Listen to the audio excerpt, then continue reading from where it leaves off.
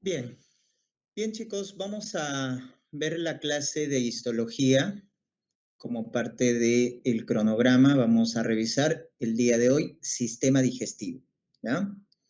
Vamos a comenzar con generalidades y luego vamos a pasar a lo que viene a ser la parte de la cavidad bucal o cavidad oral.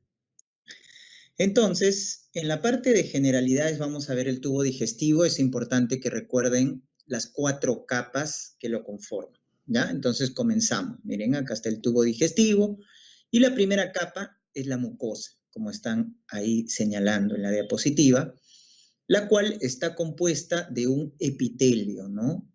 Entonces la mucosa es el epitelio, básicamente, ¿no? Recuerden que este epitelio puede variar dependiendo de la zona donde se ubique lo que viene a ser el tubo digestivo. Es decir, por ejemplo, el esófago, recuerden que tiene un epitelio poliestratificado, ¿no? Plano, no queratinizado. Poliestratificado, plano, no queratinizado. Pero el intestino tiene un epitelio, ¿no es cierto? Un epitelio, vamos a poner esto de acá, un epitelio monoestratificado. Entonces, cuando te digan el epitelio del esófago, poliestratificado plano, no queratinizado. En cambio, el epitelio de lo que viene a ser el estómago, el intestino, es un epitelio monoestratificado, cilíndrico, ¿no? O columnar. En el caso del estómago es simple, pero en el caso del intestino es con células caliciformes, ¿correcto? Entonces la mucosa es eso, ¿no? El epitelio tiene una parte de tejido conectivo llamado lámina propia y una división con la siguiente capa que es la muscularis de la mucosa, ¿no? Los musculares de la mucosa. Entonces, esta primera capa del tubo digestivo, que es la mucosa, contiene el epitelio, la lámina propia y la muscularis de la mucosa. La segunda capa es la submucosa. Esta segunda capa, ¿no es cierto?, está conformada por glándulas. Acá vamos a ver glándulas, vamos a ver también un plexo nervioso. Acuérdense, el plexo submucoso de Meissner, que regula la secreción, regula la función secretora a nivel local, a nivel del tubo digestivo, ¿ya? Entonces, este plexo nervioso es importante que se recuerde, ¿ya? Luego la tercera capa, que es la capa muscular, ¿no? Miren la disposición, tiene 2 capas, ¿no? Una circular interna y luego esta de acá, que es la longitudinal externa, ¿ya? Entonces tenemos una circular interna y una longitudinal externa. Acuérdense, la mnemotecnia, cile, ¿ya? Cile, circular interna y longitudinal externa. Y entre ambas está el plexo mientérico de Auerbach, ¿ya? El plexo mientérico de Auerbach, que regula la función motora del tubo digestivo. Mientras que el plexo de Meissner regula la función secretora, el plexo de Auerbach regula la función motora, ¿no? Por eso estos 2 plexos nerviosos forman el llamado sistema nervioso entérico, ¿ya? Sistema nervioso entérico. El plexo de Meissner, ubicado en la submucosa, y el plexo de Auerbach, ubicado en la capa muscular, ¿ya? Quiero hacerles recordar que el estómago tiene 3 capas musculares, ¿ah? Ahí es diferente. El estómago tiene una capa oblicuo interna, ¿ya? Oblicuo interna, circular media y longitudinal externa, ¿ya? El estómago, como tiene una función de mezclado, tiene las llamadas ondas de mezclado, tiene 3 capas musculares: oblicuo interna, circular media y longitudinal externa, ¿no? Y la última capa es la serosa, ¿no? La última capa del tubo digestivo, hecho de tejido conjuntivo. Recuerden que el que carece de serosa es el esófago. A nivel del esófago torácico, ¿ya? El esófago torácico, el que está en el mediastino, ¿ya? Tiene adventicia, no tiene serosa, tiene adventicia.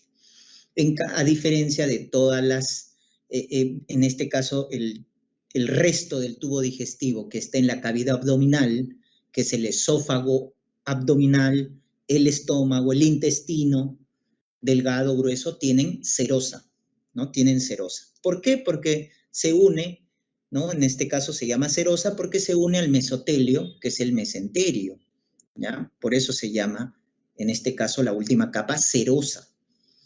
En la parte torácica, el esófago torácico no tiene, ¿no?, unión con el mesotelio, por eso se llama adventicia, su última capa a nivel del esófago torácico, ¿ya? Por eso cuando les pregunten quién carece de serosa, el esófago torácico. El esófago es muy diferente, ya lo vamos a ver en su segmento, ¿no? Tiene un epitelio poliestratificado plano, no queratinizado, carece de serosa en su parte de la porción torácica del esófago, ¿no? Entonces, esas son las capas del tubo digestivo que tienen que recordar, ¿ya? Aprovechemos la imagen acá para, miren, ver el plexo submucoso de Meissner y el plexo mientérico de Auerbach, que forman parte del sistema nervioso entérico. El plexo de Meissner, que regula la función secretora, y el plexo de Auerbach, que está entre las dos fibras de la capa muscular y que regula la función motora, ¿ya? La función motora. Pero también recordar que el tubo digestivo está regulado por el sistema nervioso, ¿no?, autonómico, ¿ya? Este es el sistémico, pues, ¿no? El simpático y el parasimpático. Recuerden, el simpático por la norepinefrina, que es un neurotransmisor, el parasimpático con la acetilcolina, ¿no? El parasimpático estimula la función digestiva, tanto secretora como motora. El simpático deprime, inhibe la función digestiva, ¿ya? Muy bien, entonces cuando nos preguntan cuáles son las capas del tubo digestivo, acuérdense, mucosa, submucosa, muscular y serosa. Vamos a revisar lo que viene a ser la cavidad bucal. Entonces vamos a comenzar con lo que viene a ser esta parte, ¿no?, periférica, que es el labio. La parte del labio, recuerden, está formando parte de lo que viene a ser la mucosa de revestimiento, ¿ya? Junto con la parte interna de la mejilla, ¿no?, el paladar blando, forman parte o contienen la llamada mucosa de revestimiento, ¿ya? Entonces, labio, mejilla, paladar, en este caso blando, constituyen la mucosa de revestimiento. Entonces, vamos a ver que en un corte histológico del labio vamos a ver diferentes tipos de epitelio, ¿no? En la porción hacia la parte interna, ¿ya? Hacia la parte interna, vamos a ver lo que viene a ser la mucosa oral, ¿no es cierto? La mucosa oral. Entonces, esa mucosa oral, miren, está envuelta por un epitelio poliestratificado plano, ¿ya? Poliestratificado plano.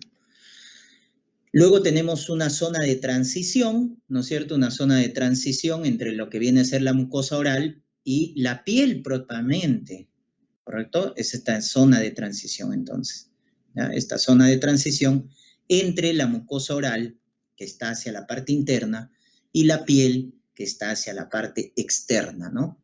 Y miren que en la piel vamos a tener ya lo que vienen a ser acá folículo piloso, miren, folículo piloso con glándula sebácea, ¿no?, en la parte externa del labio, ¿ya?, que viene a ser colindante con la piel. Miren su epitelio característico de la piel, plano queratinizado, ¿no? Tiene estrato córneo. Y vemos acá también en el centro, ustedes pueden darse cuenta ahí, lo que viene a ser músculo estriado, ¿no? El músculo estriado a nivel de lo que viene a ser el labio en la porción central, ¿ya?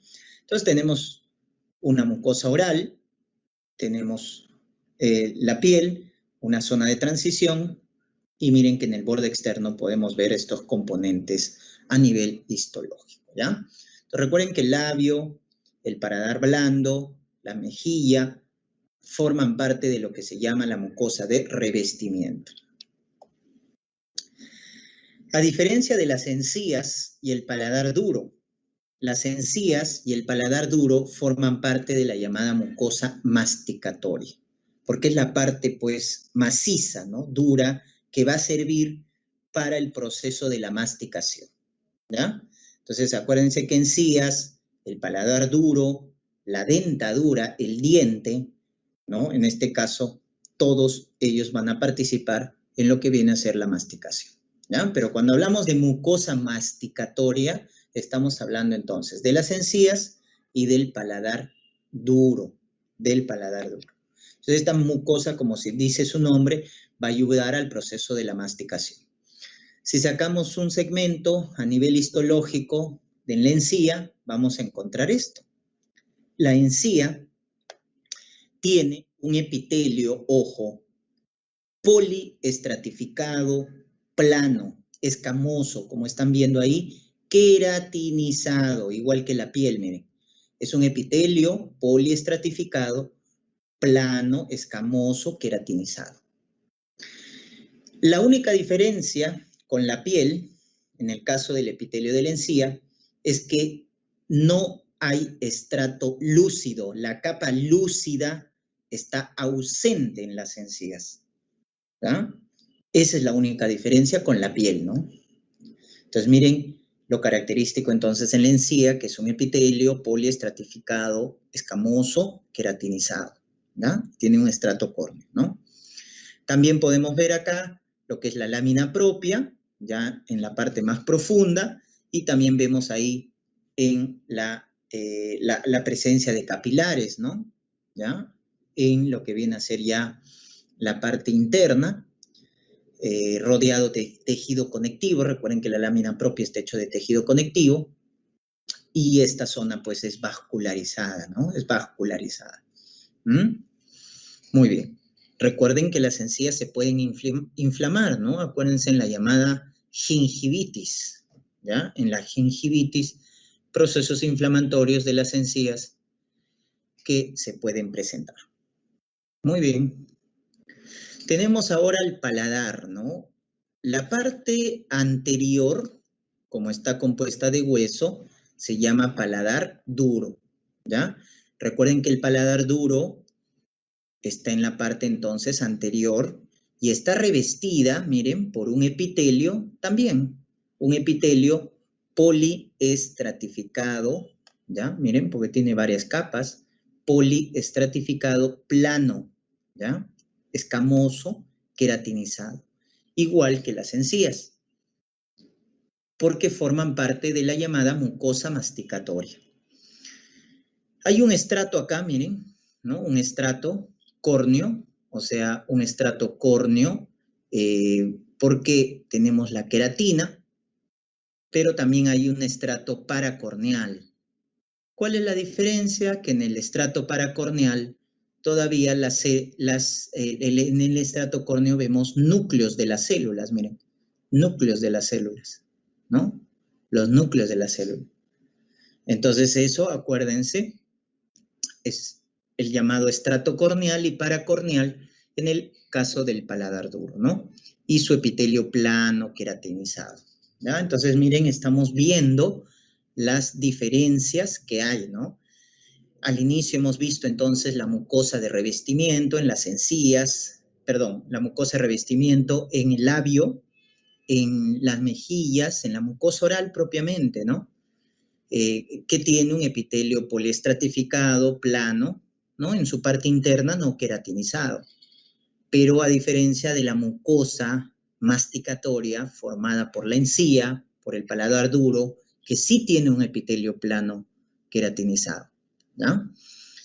Tenemos por acá lo que viene a ser las glándulas palatinas, miren, acá, ¿no? Las famosas glándulas palatinas, y también tenemos ya en la parte posterior el llamado paladar blando, ¿no? Que forma parte de la mucosa de revestimiento, como habíamos comentado. Muy bien, si sacamos acá las glándulas palatinas en un corte histológico, vamos a ver esto.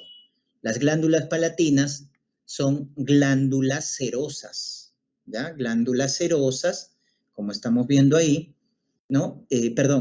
Mucosas, ¿ya? Tienen el acino mucoso, ¿no? Porque vemos que no se tiñen, ¿no? Esa es la característica de los acinos mucosos, que no se tiñen con la tinción de eosina, ¿ya? De eosina. A diferencia de los acinos serosos, que ya lo vamos a ver en las glándulas salivales, los acinos serosos sí se tiñen con la tinción de eosina. Entonces, miren, acá tenemos las glándulas palatinas, que son glándulas mucosas, ¿no? Secretan moco, mucina, ¿ya? Tenemos acá alrededor de los acinos mucosos esta célula con función contráctil, que son las células mioepiteliales, que van a servir para contraerse y favorecer la secreción de la glándula mucosa, ¿ya? De la glándula palatina. Y esto que estamos viendo acá es el epitelio columnar del conducto, ¿ya? Del conducto secretor de la glándula, ¿ya? Este es el ductus, ¿ya? El ductus, el conducto secretor de la glándula, que está hecho de epitelio columnar, ¿ya? Epitelio columnar. Entonces acá vemos la glándula propiamente, la glándula palatina, que es una glándula mucosa, su célula mioepitelial, y el conducto secretor que tiene epitelio columnar. Vamos a la lengua. En la lengua, ¿qué vamos a observar? Las famosas papilas gustativas, ¿no? Las papilas linguales. Ese es el nombre general. Las famosas papilas linguales, que son de diferentes tipos. Las más abundantes están en la parte central de la lengua y se conocen con el nombre de papilas filiformes, ¿ya? Estas son las más abundantes. Luego tenemos también, ya en la parte, como están viendo, en la parte más anterior de la lengua, en la punta de la lengua casi, las papilas fungiformes, por la forma que tienen, ¿no? Una forma de hongo, las papilas fungiformes. Luego, las papilas más voluminosas, más grandes que hay en la lengua, que son las papilas caliciformes, ¿ya? Que están en grupo de 8 a 12, como están viendo ahí, y que forman, ¿no? La letra B invertida, miren, la letra B invertida, ¿no? Están en la parte posterior estas papilas en forma de cáliz, ¿no? De ahí viene su nombre, de caliciforme, ¿ya? En forma de cáliz. Ya está. Son las más voluminosas. Las más abundantes son las papilas filiformes. Las más grandes son las papilas caliciformes. Y luego lateralmente, ahí vemos en los pliegues, a nivel de la parte lateral de la lengua, estamos viendo ahí las papilas foliadas, ¿ya? Las papilas foliadas. Muy bien. Entonces, estamos viendo ahí los diferentes tipos de papilas linguales. Entonces, en el caso de la papila filiforme, hay que recordar que son las más abundantes, pero tienen función táctil, función térmica, no tienen función gustativa, a diferencia de las otras papilas, ¿correcto? Entonces tienen las papilas filiformes, si bien es cierto que son las más abundantes, tienen función táctil, ¿ya? Tienen función táctil. A diferencia de la papila fungiforme, caliciforme y foliada, que sí tienen función gustativa.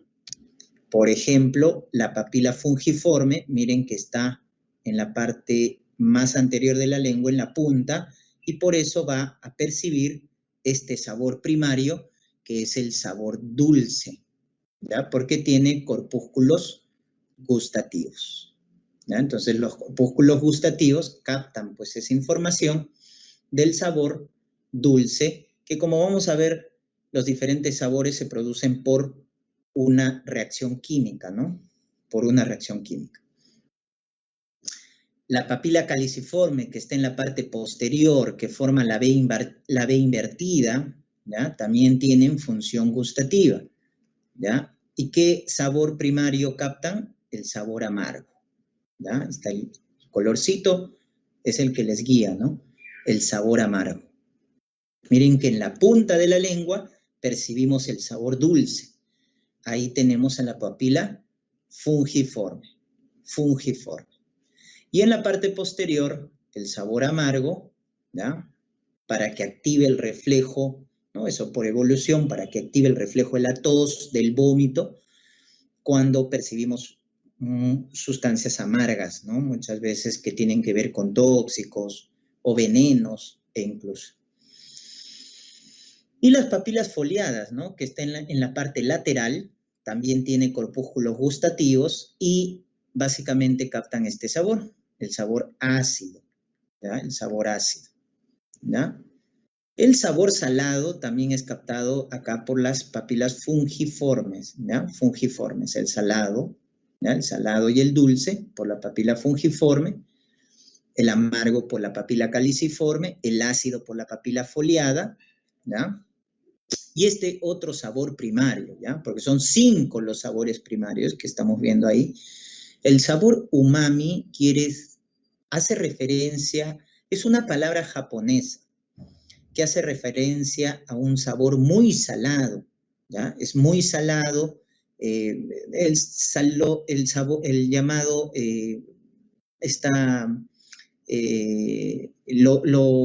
la comida japonesa, ¿no? Que se caracteriza por ser muy salada, muy sabrosa, ¿no?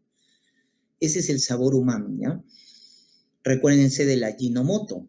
El Ajinomoto es el típico sabor umami, ¿correcto? Que está en la parte, como ven, en la parte central, ¿ya?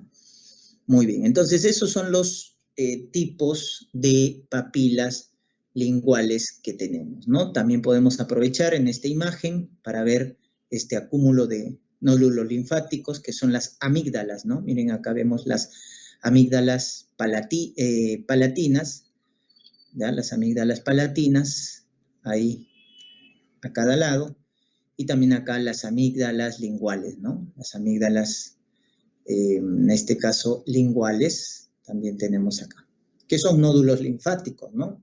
Recuerden que las amígdalas palatinas con las amígdalas linguales y las amígdalas, en este caso, faringias, el adenoides, acuérdense, todo ese cúmulo forma el famoso anillo de Waldeyer, anillo de Waldeyer, ¿no? Porque es con B doble, anillo de Waldeyer, que lo hemos visto en sistema linfático, ¿ya? En sistema linfático, forman parte del sistema linfático. Muy bien. Entonces, ¿quiénes tienen el famoso, esta es la unidad sensorial, que es el corpúsculo gustativo? Esto está presente en las papilas fungiformes, ¿ya? Papilas fungiformes, está presente en las papilas caliciformes, y está presente también en lo que viene a ser las papilas, ¿no? Foliadas, más no en las papilas filiformes, porque hemos dicho, la papila filiforme no capta gusto, tiene una función táctil, tiene una función térmica. Y por eso también su inervación es diferente. Si ustedes se acuerdan, la lengua, ¿no? La lengua capta el gusto, pero también capta la sensación térmica, la función táctil, ¿no? En relación a la función táctil, recuerden que la parte anterior está por el trigémino, ¿no? El trigémino es el que da la sensibilidad táctil térmica a la lengua.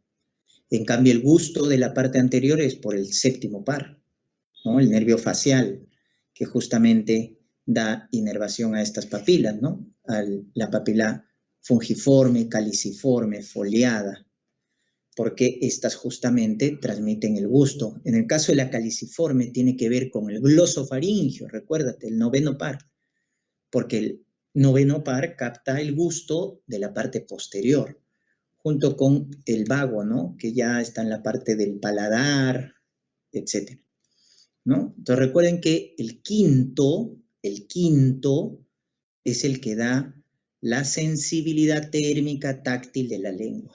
Inerva a la papila filiforme, que tiene esa función. El nervio facial capta el gusto, ¿no? Conduce la transmisión del gusto, de la sensibilidad gustativa, de la parte anterior de la lengua, y tiene que ver con la papila foliada, tiene que ver con la papila fungiforme. Y el glosofaringio, que está en la parte posterior, es el que transmite la sensibilidad gustativa en el caso de las papilas caliciformes, ¿ya? Miren cómo allí integramos también la parte de la inervación, ¿no? De la sensibilidad. Ahora, recuerden que también tenemos la función motora, que lo hace el hipogloso, ¿no? El 10º par craneal. Esta es función motora. El 12º par craneal, perdón. El 12º par craneal, que es el hipogloso, ¿ya? Entonces, ¿quién capta la sensibilidad táctil? Trigémino, papila filiforme. ¿Quién capta la sensibilidad gustativa? Facial de la parte anterior de la lengua, papila fungiforme, foliada. Y la parte posterior, el glosofaringeo, capta la sensibilidad gustativa y trabaja con la papila caliciforme. ¿Se dan cuenta? Ya está. Eso tienen que acordarse. Muy bien, entonces ahí hemos visto que las papilas fungiformes, caliciformes y foliadas tienen el corpúsculo gustativo, que está formado, como vemos acá, de 3 tipos de células. Está formada por una célula sensorial, ahí lo estamos viendo, miren, con un núcleo redondo, ¿ya? Las que tienen núcleo redondo es la célula sensorial, es la célula gustativa, es la que va a captar el sabor por una reacción química. Luego tenemos la célula de soporte, que tiene, en este caso, el núcleo alargado. Lo reconoces porque tiene el núcleo alargado. Y luego la célula basal, como su nombre lo indica, está en la base y forma o va a formar, ¿no es cierto? Finalmente va a formar a la célula de soporte o a la célula sensorial, ¿ya? O sea, la célula de soporte o célula sensorial del corpúsculo gustativo derivan de la célula basal. Y obviamente vemos el nervio, las terminaciones nerviosas, ¿no? Que van a interconectarse con la célula sensorial o gustativa para, en este caso, transmitir esta sensibilidad, ¿no? Y en la parte superior vemos acá, miren, en la parte superior vemos el famoso poro gustativo, ¿ya? El poro gustativo. Entonces, esos son los componentes del corpúsculo gustativo, ¿ya? Acuérdense. Muy bien, ya está. Acuérdense que las papilas filiformes carecen de corpúsculo gustativo. Este es en un corte histológico. Si tú lo quieres ver de manera ya esquemática, lo ves en este gráfico, ¿no? Mira, estas células que en la parte apical tienen como pequeñas prolongaciones, tienen un núcleo redondo y tienen inervación, ahí lo estamos viendo, miren, ¿no? Tienen contacto con las fibras nerviosas, son las llamadas pues células sensoriales o células gustativas. En cambio, los otros tipos de células que están acompañadas, que tienen un núcleo alargado, son las células de soporte o células de sostén. Y en la parte inferior están las células basales, ¿no? Que van a dar origen a las otras células que hemos mencionado, que son las de sostén y las sensoriales, ¿no? Y acá en la parte superior el poro gustativo, ¿no? El poro gustativo. Muy bien. Esta es entonces la unidad, ¿no? De las papilas linguales, que es el corpúsculo gustativo. Muy bien. Miren acá cómo funciona la captación de los sabores, ¿no? Miren los sabores primarios. Hemos dicho que son 5 los sabores primarios. Amargo, dulce, el sabor umami, acuérdense, el sabroso, muy salado, ácido y salado propiamente. Son los 5 sabores primarios. Entonces, recuerden que en los 3 primeros casos, ¿ya? En el caso del sabor amargo, dulce y umami, utilizan, miren, receptores adosados a la membrana asociados a la proteína G. Entonces son receptores gustativos acoplados a proteína G. En el caso del sabor amargo, este receptor acoplado a proteína G, que es el receptor T2R. En el sabor dulce, T1R2, T1R3, y en el sabor umami, T1R1, T1R3, que están viendo ahí en la imagen. lo que quisiera que se recuerden es que estos tres sabores están acoplados a proteína G, que luego interaccionan y producen la formación de la fosfolipasa C, la activación de la fosfolipasa C, y siguiendo la vía del inositol trifosfato, miren, se libera calcio para, en este caso, liberar vesículas sinápticas para transmitir, ¿no?, la sensibilidad gustativa, ¿ya? La sensibilidad gustativa, ¿ya? Entonces, esa es la vía de estos tres sabores, ¿no? Hemos dicho, dulce está en la punta de la lengua, las papilas, ¿no?, fungiformes,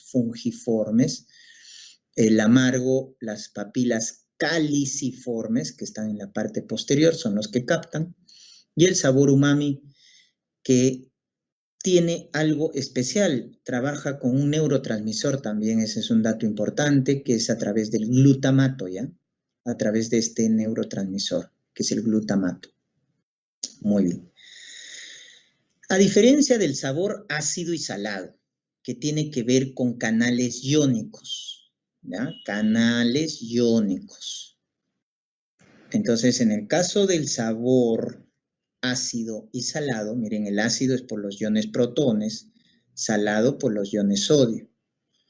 Entonces, miren cómo acá el ácido, el sabor ácido, bloquea los canales de potasio.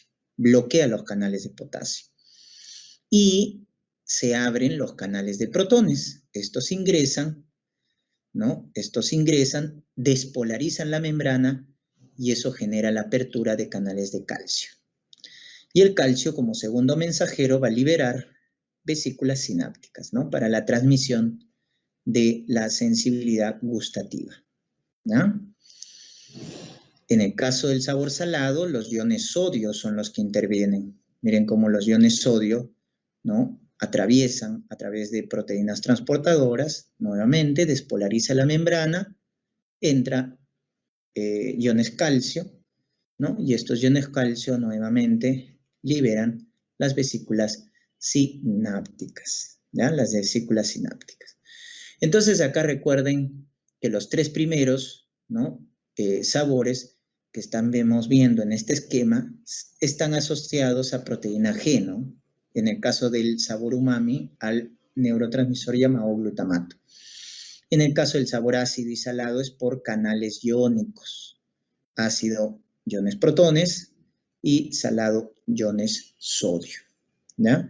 Hemos dicho que en el caso del sabor, en este caso salado y ácido, como lo hemos visto acá en la imagen, ¿no? Salado y ácido, miren, el ácido está en la parte lateral, ¿no? En la parte lateral, y el salado está en la punta y en la parte lateral. Por eso el sabor, en este caso ácido, ¿ya?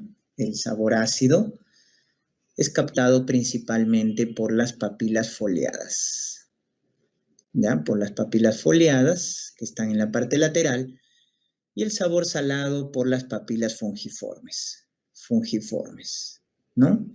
Recuerden que esos tres tipos de papilas linguales, ¿no?, en este caso las caliciformes, las fungiformes y las foliadas, son las que tienen corpúsculos gustativos. Las filiformes no. Muy bien, seguimos, pasamos a lo que viene a ser los dientes, ¿ya? En el caso de la dentadura, recuerden que tenemos una división. La parte superior del diente se llama corona, ¿ya? Luego tenemos un cuello y luego tenemos una raíz, ¿ya? Esa es la división del diente. Bueno, esta parte superior es la llamada corona clínica, se le llama así, ¿no? Corona clínica. Porque si juntamos la corona clínica más el cuello, esto es lo que se llama la corona anatómica, ¿ya? La corona anatómica. Por eso en algunos textos vas a ver que solo está formado por la corona y la raíz. Pero la corona anatómica, pues, ¿no?, que es la que contiene la corona clínica, que es la que está por encima de la encía, y el cuello, que está por debajo, ¿no?, hasta lo que viene a ser el hueso alveolar, que da cabida a lo que viene a ser la dentición. ¿Ya? Entonces tenemos esas porciones en el diente, la corona, el cuello y la raíz. Muy bien. Y en lo que respecta el tapizado de la dentadura o las capas de revestimiento, tenemos en la parte superior el esmalte que tiene o que está formado, ¿no? Que en los periodos de desarrollo, de formación de la dentadura, el esmalte es formado por los ameloblastos. Estas células son las que se encargan de formar el esmalte, que es una parte, la parte más dura del cuerpo humano. Está hecho de hidroxipatita de calcio, acuérdense. Tiene unas estrías llamadas estrías de Retzius, ¿ya? Estrías de Retzius. Luego tenemos la parte más abundante del diente, que es, en este caso, la dentina. Ahí lo estamos viendo, ¿no? La dentina es la parte más abundante del diente y está formado por los odontoblastos. Entonces, mientras que la parte superior, ¿no? En la corona, se deja ver el esmalte formado en un inicio por los ameloblastos, la parte media es la dentina, formado por los odontoblastos. Y luego tenemos acá una cavidad pulpar, en la parte central, la pulpa, ¿no? Del diente, que está bien vascularizada, como están viendo, tiene vasos sanguíneos y tiene inervación, ¿no? Tiene terminaciones nerviosas. Y la tercera capa del diente es el cemento, ahí lo estamos viendo. Entonces, así como hay tres zonas anatómicas, hay tres componentes en el diente, ¿no? Entonces tenemos corona, cuello, raíz, y tenemos esmalte, dentina y cemento. El cemento es una estructura de tejido conectivo que está mineralizado, ¿ya? Está mineralizado, calcificado. Luego tenemos el ligamento periodontal, ¿ya? Que tiene fibras de colágeno, ¿ya? Que van a permitir la unión del diente a lo que viene a ser la mandíbula, ¿no? Al hueso alveolar. Recuerden acá la articulación que mantiene fijo el diente al hueso se llama gonfosis. ¿Ya? Es el tipo de articulación de del diente a la mandíbula, ¿no? O al hueso maxilar. Muy bien. Tenemos por acá también el conducto radicular, ¿ya? Entonces ahí hemos visto los componentes del diente, ¿ah? Acuérdate las tres zonas anatómicas, corona, cuello, raíz, y las tres capas que es esmalte, dentina y cemento, ¿no? Recuerden que hay una dentición primaria o dientes de leche, ¿no? Que vienen a ser la parte de los primeros dientes que aparecen, ¿no?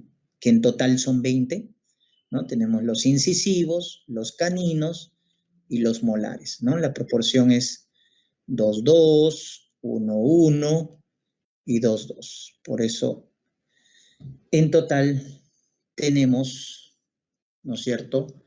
En este caso, 10 tipos de dientes y en total es 20, ¿no? 20 la dentición primaria o de leche, ¿ya? Obviamente en la arcada superior y en la arcada inferior, pues hacen un total, ¿no? La dentición secundaria ya es la dentición adulta, ¿no? Que está formada por 32 dientes, ¿ya? Por 32 dientes. Entonces tenemos acá en los incisivos, tenemos 4, caninos 2, y acá aparecen los premolares, ¿no? Que son 4, ¿no? Y los molares, ¿no? Que completarían 8, 10, 6, ¿no? 6. Los molares, ¿no? Entonces tenemos 16 en la arcada superior y 16 en la arcada inferior, total 32 dientes. Acá me estoy equivocando. La dentición primaria o de leche es 10, ¿no? Es 10, me estoy equivocando, ¿ya? Perdón. Total es 10, pues, ¿no?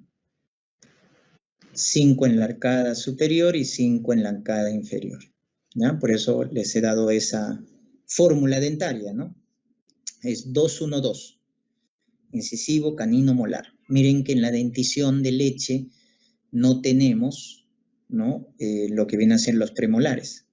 No tenemos premolares, ¿ya? A diferencia de la dentición adulta, que sí tenemos premolares. ¿Ya? La dentición adulta es en total 32 dientes. Muy bien, esa es la fórmula dentaria, ¿no? Bueno, acá vemos también componentes de lo que viene a ser la cavidad bucal. Los dientes, tenemos el epitelio estratificado escamoso, miren, de la mucosa de revestimiento, que es las encías. Recuerden que las encías, el paladar duro, que son la mucosa masticatoria, ¿no? Tienen epitelio estratificado escamoso, queratinizado, ¿no? Acá vemos entonces la encía, acá estamos viendo la dentina, acá es el hueso alveolar, ¿no? El hueso alveolar, miren acá un corte, vemos el hueso alveolar, el ligamento periodontal muy importante, ¿no? Porque mantiene fijo al diente, al hueso, ¿ya? Luego vemos acá, miren, la dentina, ¿no? Porque este es un corte que hemos hecho acá, miren, ¿no? Y estamos agrandando acá. Entonces, miren, y todo esto de acá es la dentina, ¿no? Formado por los odontoblastos. Tenemos el cemento y luego el ligamento periodontal que mantiene fijo el diente a lo que viene a ser el hueso alveolar. En el caso del cemento y el ligamento periodontal hay unas fibras de colágeno, ¿no? Entre el cemento y el ligamento periodontal. Esas fibras de colágeno se conocen con el nombre de fibras de Sharpey, muy importantes, porque como ya les he explicado, las fibras de Sharpey, que son fibras de colágeno que forman parte del ligamento periodontal, mantienen unido el diente a lo que viene a ser el hueso alveolar. Luego en la parte inferior estamos viendo capas del diente, la dentina formada por el odontoblasto. Estas células del odontoblasto son las que forman la dentina, ¿ya? Recuerden el esmalte por los ameuloblastos y la dentina por los odontoblastos. Tenemos una capa intermedia que es la predentina, ¿no? La pulpa dental en la parte central, y recuerden que en la pulpa tenemos vasos sanguíneos y terminaciones nerviosas, ¿no? Y esta es una microfotografía electrónica de lo que viene a ser los odontoblastos, ¿no? Miren, son células con un núcleo redondo, con un gran retículo endoplasmático rugoso y aparato de Golgi desarrollado, ¿ya? Y también tiene abundantes mitocondrias, ¿no? Entonces estas células llamadas odontoblastos, miren la flecha está delimitando la membrana del odontoblasto, es la encargada de formar la dentina, que es la capa más abundante del diente, ¿no? La más abundante. La más dura es, acuérdense, el esmalte, ¿ah? El esmalte. Y finalmente tenemos las glándulas salivales, ¿ya?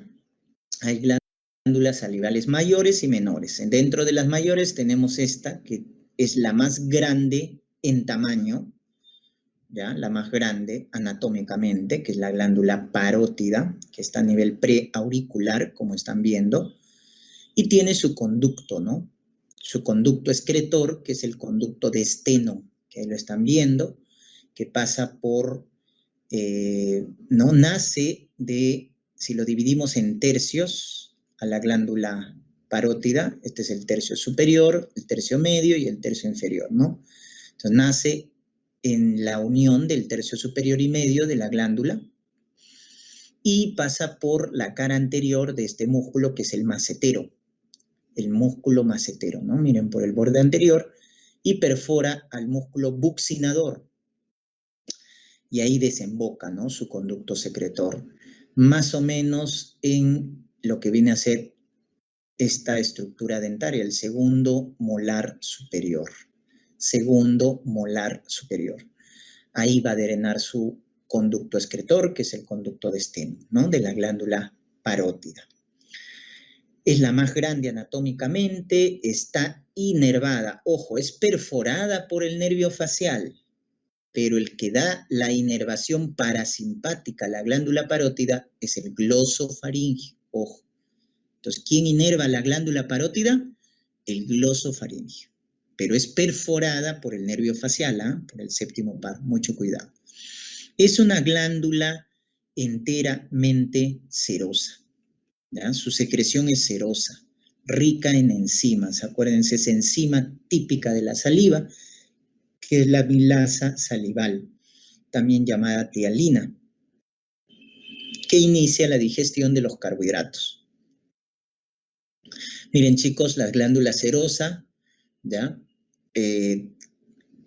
Les había comentado, a diferencia de las glándulas mucosas, la glándula serosa sí se tiñe bastante, ¿ya? Estos son los acinos serosos, miren, ¿ya? Pues se tiñen bastante porque tienen gránulos, ¿ya? Que contienen justamente las enzimas. Esto de acá es su conducto excretor, su ducto estriado, ¿ya? Que es una parte de su conducto de secreción, el ducto estriado, que está hecho de epitelio columnar, ¿ya? Epitelio columnar. Es una glándula serosa, ¿no? Típicamente serosa. La glándula submaxilar o submandibular, que lo estamos viendo, ¿ya? Es la que produce la mayor cantidad de saliva. 60-70% de la saliva es producida por la glándula submandibular o submaxilar, que tiene su conducto también, se llama conducto, ahí está, de Wharton, ¿ya? Conducto de Wharton. Conducto de Wharton, ¿ya? Entonces ahí está, miren, el conducto de Wharton, que en la base de la lengua va a tener su secreción, ¿ya? La importancia de la glándula submandibular o submaxilar, entonces, como les había comentado, es que produce la mayor cantidad de saliva, pero es una glándula mixta, ¿ya? Es cero mucosa, porque tiene, miren, esto de acá, que es un componente mucoso. Recuerden, el componente mucoso no se tiñe con eosina, por eso es claro, miren, mucina, componente mucoso, y tiene un componente seroso que está en media luna. Eso es lo característico, miren. El componente seroso está en media luna. Entonces, la glándula submaxilar es mixta, ¿no? Tiene un componente seroso y mucoso. ¿Pero quién predomina? El componente seroso. Predomina el mucoso. En cambio, parótida es enteramente serosa. Luego tenemos la glándula sublingual, ¿ya? Que tiene una serie de pequeños conductos que en algunos casos se pueden unir y llevan por nombre conductos de Rivinus, ¿no? Conductos de Rivinus de la glándula sublingual. Miren, el componente de la glándula sublingual es un componente principalmente mucoso, miren. Por eso no se tiñe, ¿no? Miren, mucoso, ¿ya? Muy poco tiene el componente seroso. En media luna, acuérdense siempre, seroso, en media luna. Entonces, la sublingual también es mixta, igual que la submandibular, pero predomina el componente mucoso. Predomina el componente mucoso. Entonces, es importante que se acuerden estas tres glándulas, que son las glándulas salivales mayores. Acordarse que la submaxilar está inervada, tiene inervación parasimpática por el nervio facial, al igual que la sublingual, también tiene inervación parasimpática por el nervio facial. A diferencia de la parótida, que tiene inervación parasimpática por el glosofaringio. Entonces tienen que acordarse quién lo inerva, qué tipo de secreción es. Parótida es serosa, submandibular es mixta, pero a predominio seroso, sublingual es mixto, pero a predominio mucoso, y su conducto, ¿no? Su conducto de cada uno, ¿ya? Eso tienen que acordarse. Hay glándulas salivales menores, ¿ya? Que llevan ya el nombre de la localización en la que se ubican, ¿no? Las glándulas salivales menores linguales, labiales, faringias, etcétera, ¿no? Por ejemplo, las linguales también reciben el nombre de glándulas de von Ebner, por ahí lo van a escuchar. Glándulas salivales menores linguales o glándulas de von Ebner. Las menores son principalmente glándulas serosas, ¿ya? Igual que la glándula parótida, ¿ya? Son serosas. La unidad secretora de las glándulas salivales se llama así, la sialona, ¿ya? La sialona es la unidad secretora de las glándulas salivales.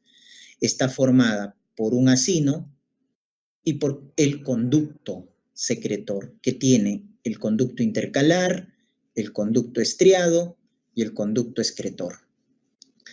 Eso va a formar esta unidad secretora llamada sialona en las glándulas salivales. Y miren este gráfico, porque acá se van a dar cuenta, miren, el componente rojo es el componente seroso, o sea, son los acinos serosos, ¿no? Que tienen bastante enzimas, acuérdense. Y lo amarillo es el componente mucoso, son los acinos mucosos, ¿no? Los que forman moco, mucina, porque son diferentes los tipos de secreción. Entonces, cuando vemos en el caso de la glándula parótida, podemos ver que el componente es enteramente seroso, enteramente seroso. Tiene bien desarrollado su conducto intercalar, miren, ¿no? Su conducto intercalar, que tiene un epitelio, como están viendo, un epitelio simple cúbico, epitelio simple cúbico. Luego un conducto estriado, ¿no? El ducto estriado, que en un inicio tiene epitelio cúbico, pero luego ya tiene un epitelio simple, pero cilíndrico, ¿no? O columnar. Miren, el conducto estriado tiene epitelio primero cúbico, pero luego ya cilíndrico. Es más grande, ¿no? Es más grande que el conducto intercalar. Y luego ya el conducto excretor, que está hecho de un epitelio poliestratificado, miren, poliestratificado, ¿no? Cilíndrico. ¿Ya? Poliestratificado cilíndrico, que finalmente es el conducto excretor final de las glándulas. Por ejemplo, en la glándula parótida, el conducto excretor es el conducto de Stenone, en la submandibular o submaxilar el conducto de Wharton, y en la glándula sublingual su conducto excretor es el conducto de Rivinus, ¿no? De Rivinus. Miren que la glándula submandibular y sublingual son glándulas mixtas, porque tienen componente seroso y mucoso. Pero en la submandibular, miren quién predomina, seroso. En cambio, en la sublingual predomina el componente mucoso, al seroso. ¿Ya? Entonces, miren esa diferencia. ¿Ya? Y miren la longitud de los conductos salivales, ¿no? Entonces, vean que en lo que viene a ser la glándula parótida, tiene un buen desarrollo del conducto intercalar y de su conducto excretor. En la glándula submandibular, que es la que produce mayor cantidad de saliva, ¿no? Tiene bien desarrollado su conducto estriado. ¿Ya? Por eso lo hemos visto acá, miren. Ahí está el conducto estriado, miren, de la glándula parótida, y en el caso de la glándula también submandibular. ¿Ya? Ahí miren, en la glándula parótida se ve claramente el ducto estriado, ¿no? Que tiene epitelio cilíndrico. Y en la glándula submandibular también, ¿ya? Lo vamos a ver. En la glándula sublingual también podemos ver, ahí sí, miren que el conducto estriado está poco desarrollado, ¿no? Su conducto excretor es el que predomina, son varios conductillos del conducto excretor que forman los conductos de Rivinus, ¿no? Ahora, en cuanto a la función, entonces ya hemos dicho parótida es enteramente seroso, submaxilar es mixto pero a predominio seroso, sublingual es mixto pero a predominio mucoso, ¿no? Su conducto excretor de parótida es el conducto de Stenone, de la submandibular es conducto de Wharton y de sublingual es conducto de Rivinus. Y podemos ver también la función. El conducto intercalar tiene esta función: secretar bicarbonato y absorber cloro. Y el conducto estriado tiene esta función: reabsorber sodio. Es por eso que la saliva es hipotónica finalmente, porque le quitamos sodio y secretamos potasio y bicarbonato. ¿Ya? Secretamos potasio y bicarbonato. Muy bien. Entonces miren la función del conducto intercalar y del conducto estriado, ¿no? Y el conducto excretor es básicamente para vaciar el contenido final de la saliva. Recuerden que la saliva tiene componentes orgánicos y componentes inorgánicos, ¿no? Importante que recuerden dentro de los componentes orgánicos, cuando la secreción es serosa, cuando predominan los ácidos serosos, como en el caso de la glándula parótida y la glándula submandibular, tenemos esta enzima, ¿no? La amilasa salival, o también llamada tialina, que es la que inicia la digestión de los carbohidratos. En cambio, cuando las glándulas mucosas son las que predominan, tenemos mucina. Tal es el caso de la glándula sublingual, que es donde predomina el componente mucoso. Un potente bactericida es la lisozima, ¿no? Que degrada el ácido murámico de la pared de las bacterias, por ejemplo, de los estafilococos, ¿no? También esta otra proteína, la lactoferrina, ¿ya? Y una inmunoglobulina, que es la inmunoglobulina A, ¿no?